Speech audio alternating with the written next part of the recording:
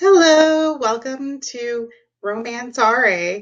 I'm Joni, and Library Gal is my blog persona. I'm so excited you're joining me here today.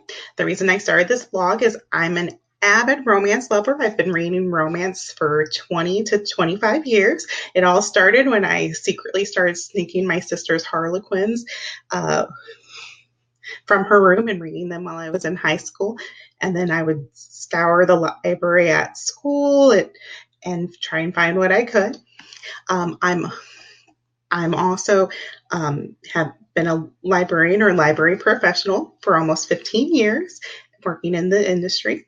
One of the reasons I started this blog is my colleagues would come to me with questions about RA and would try to ask questions or try to figure out how they could assist customers. Also, I got a lot of flack for reading romances. My when I would choose a romance, some librarians would kind of look down on what I was reading or try to suggest that I read real books and something with content. They would also try to steer me away from what I really wanted to read.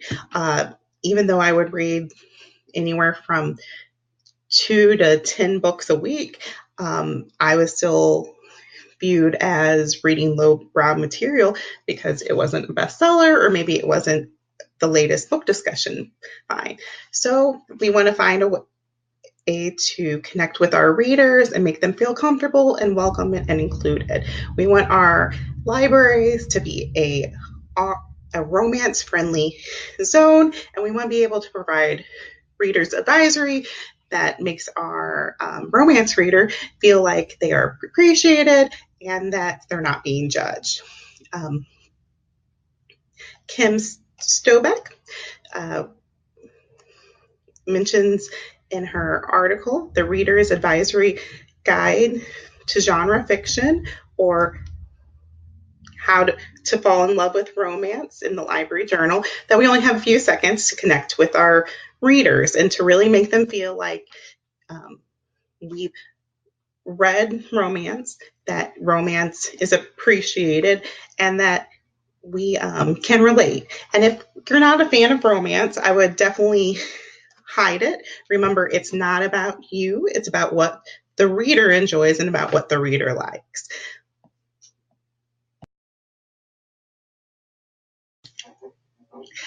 All right.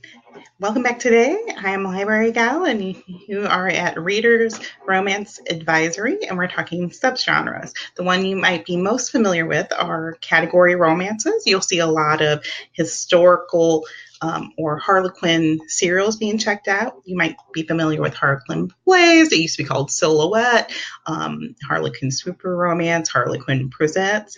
They have some new categories that they're adding every year and taking new old ones away. These are going to be anywhere from 100 to maybe 400 pages, get very much down to the point. There won't be a lot of development of backstory, but it's going to give you everything that you need in a romance, and it's a great romance hit.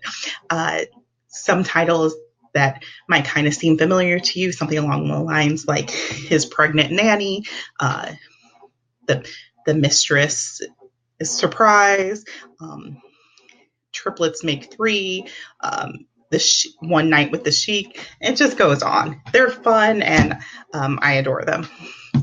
But that's not the only aspect of romances. There's more than you can ever imagine.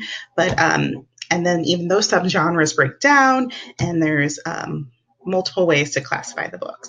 We're just going to talk about some of the key ones I think are key, and then we'll add more as the weeks go on. So today we're going to talk about contemporaries, historicals, paranormals, and maybe whatever odds and ends we can throw in there.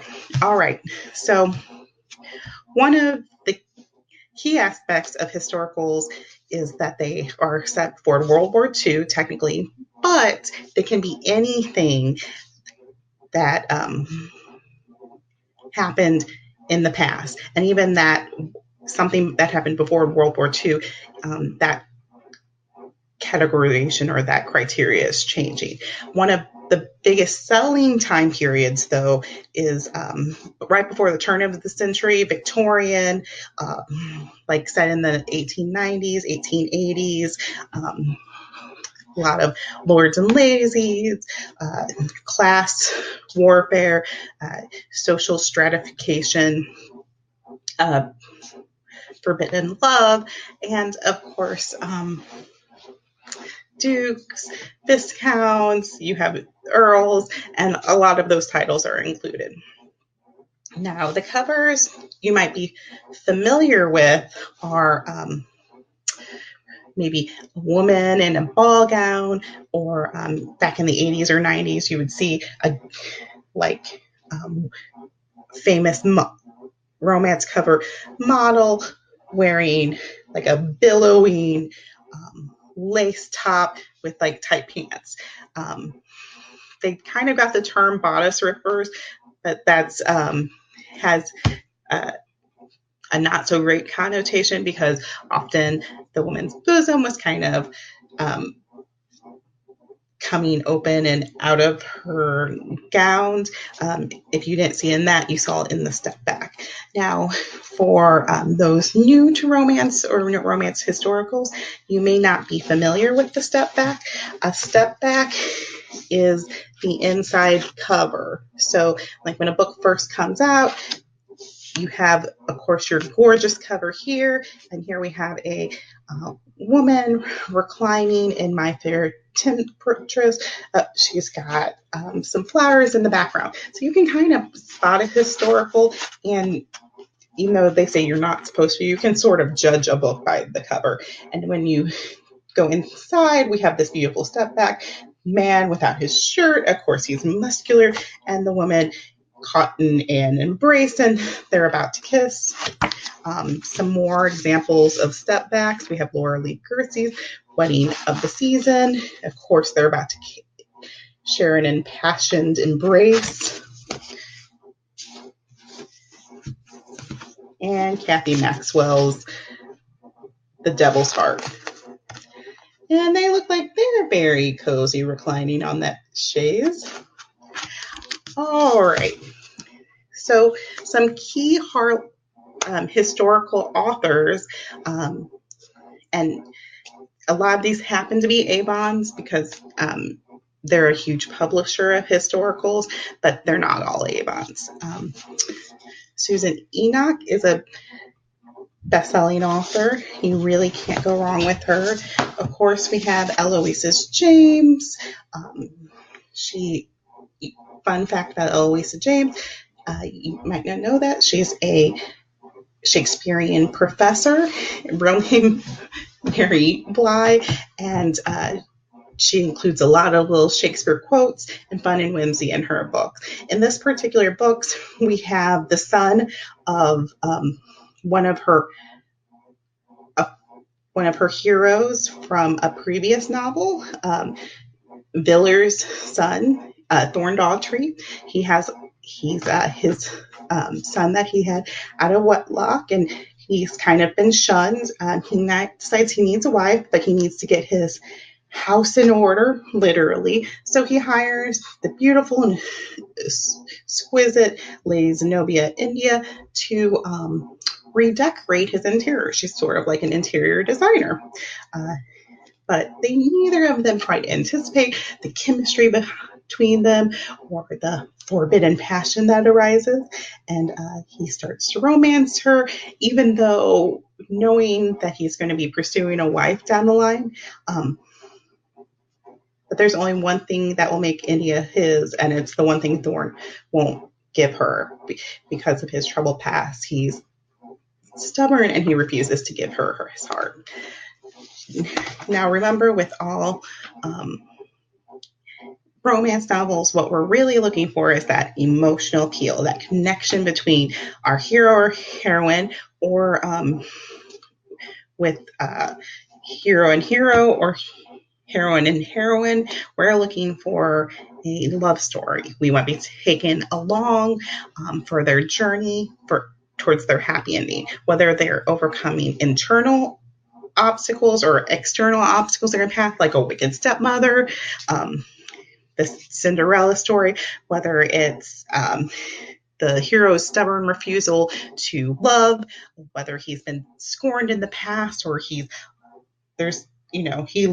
lost his previous wife and he can never love again, or whether it's overcoming a difference in social situation. He's a duke, she's the housekeeper. How can they love? Will they love? Or vice versa. He's a stable hand and she just happens to be a princess. He's the only one that understands her, and while he tends to her her horse, can they find an equal footing and find a world of love? Now, Lorraine Heath, this is more of like a Western romance, but still a historical. Duke's son, Grayson Rhodes. So this is one that's connected to some of her other more traditional historicals. He's just tired of London and he wants to get away from that suffocating atmosphere. So he goes to work in Texas with Abby Westland's land. He falls for her the minute he sees her, and he works tirelessly night and day. So in A Rogue in Texas, we have a fiery heroine, Abby. She's not like the London misses he's used to. She's sturdy and strong. They experience like this very visceral passion that he's never had before. But dun, dun, dun, can their growing love survive the surprising reminder of her past that comes to haunt them? Ooh, these summaries. Okay, some other big historical authors. Sophie Jordan, and she's friends with Sarah McLean. Now, Sarah McLean has several really great series. One of her big ones that put her on a map is A Rogue by Any Other Name. It's her First Rule of Scoundrels series, number 1. This is more of a story of revenge and a wedding of convenience. The Marquis of Bourne, he's cast from society, so he decides to get revenge by compromising Penelope, putting her in a situation where her reputation is ruined. So they have to marry. And then with a wedding of convenience, we kind of get to see it, the whole courtship from a different angle. They're already living together. They despise each other. Will he be able to romance her and court her, or will she be able to win his heart? Also in this, we have a beautiful setting, and we get to see the seedier side of London in the underground gaming hall that he owns. And he has several gaming club partners who run the club with him, and their stories continue through. It's a darker story, but there's moments of humor and light, and it's a great read. Now, anybody who reads romance, or even if you've been checking books out to patrons, you probably have seen this name before, Lisa Kleypas. She's big in the romance world. She's been writing at least since the 80s or 90s. So anyone who discovers an author like Lisa Kleypas, someone who's new to them, it's like they're discovering a whole new world, because most of these authors have a huge backlist. So you get to work your way and devour their series, and that can kind of fill in a lot of time while you're waiting for your favorite authors to come out with their next release. So in Dreaming of You, this is one of her award-winning novels. We have the prim and proper Sarah Fielding, kind of a country mouse. She grew up very sheltered, but independent, speaking her own mind. She travels to London to research her next novel. She's not your typical writer, and she's not your typical heroine. We get to go back into gaming halls. We have Derek Craven, this tough, cockney, rugged hero from the shadier side of London, not at all your refined and gentle lord. She, the way we are introduced to uh, Derek and Sarah is she saves him from a horrible mugging and disfigurement. Um, it's a reverse. Instead of being the damsel in distress, Derek Craven is our damsel in distress, and she saves his life. And as a reward, or what she asks in return, not money. She doesn't want fame or notoriety. She just like to be able to kind of observe his gaming hall and do more research about the seedier side of London for her novels.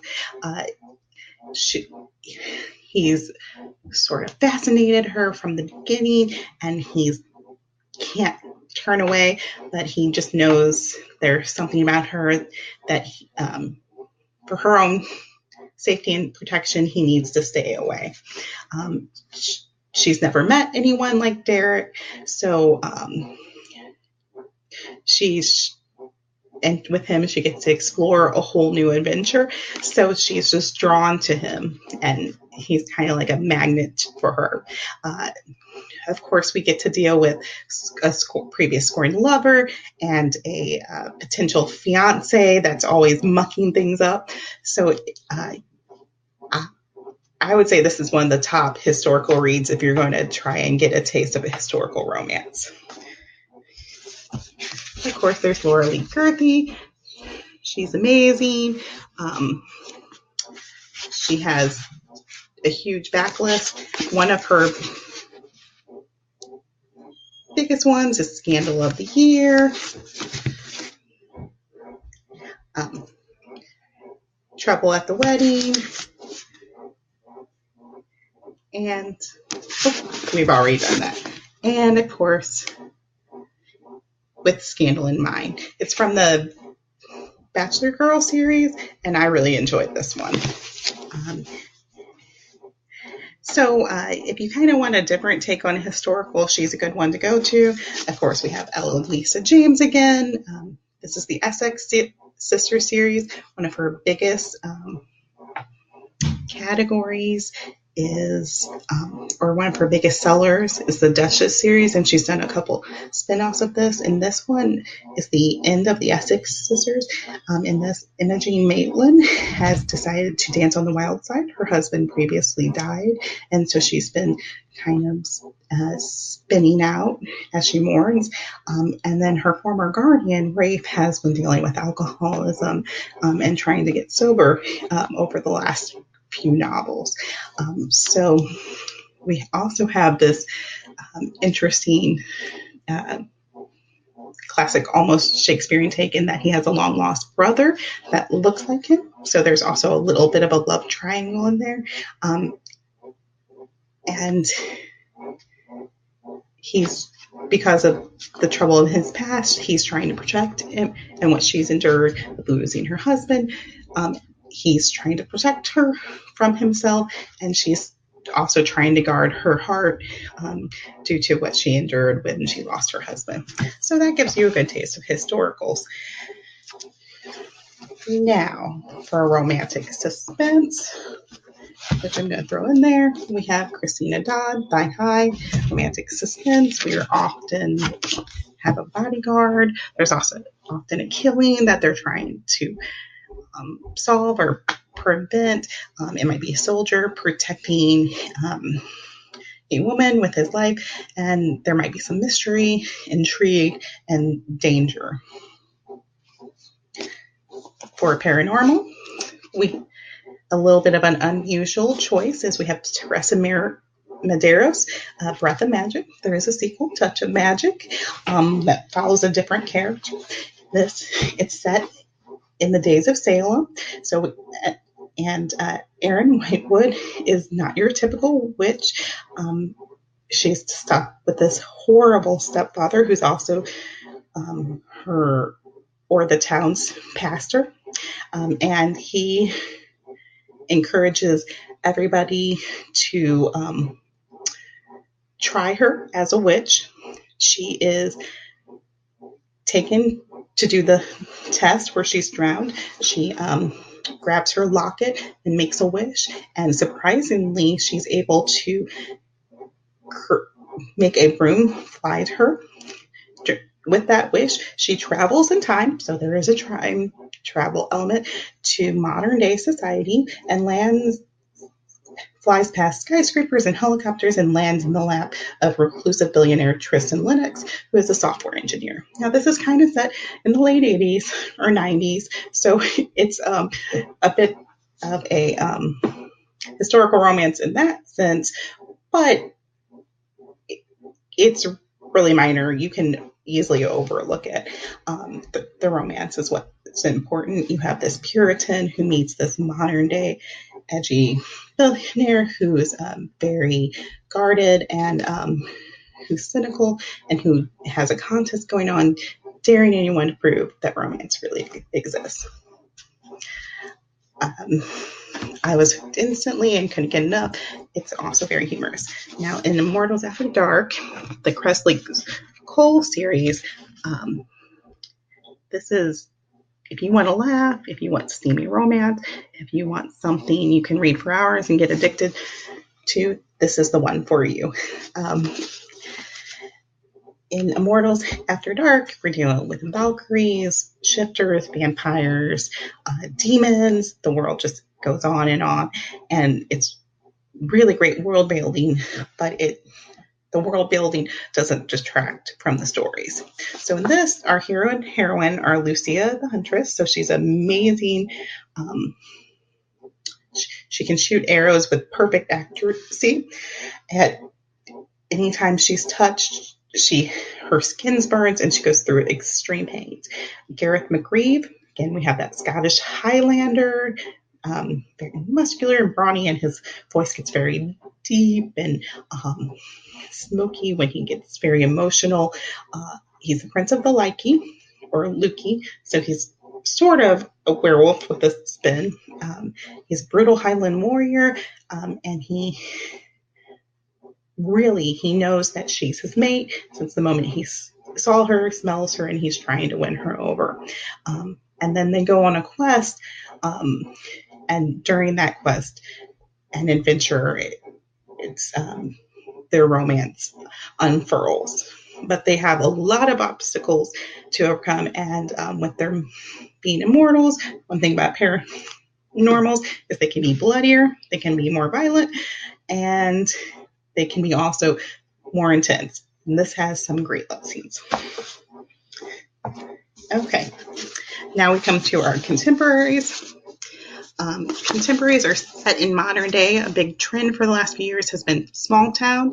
A spinoff of contemporaries has been new adult fiction, which is like older YA. But what we're really looking for in our contemporaries is something that's set in modern day, something they feature a lot of heroine with a job she really enjoys. She has her own identity. She's independent, usually. She has a great support system and friends. She might be moving to a new town, and it's kind of exploring her adventure. We're going to see heroes that might be coming back from war, heroes that's a big trend, heroes that are business persons, police officers, firefighters. You're going to see a lot of overcoming traditional courtship methods, and it's going to be an unusual way they meet. So there might be some one-night stands, or even a hooking up scenario that develops into a long-term commitment.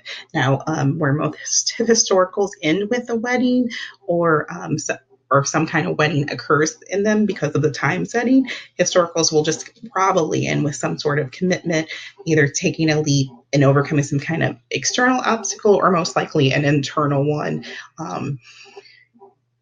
overcoming their own emotional blocks. So Susan Elizabeth Phillips is famous for her funny, sweet takes on books.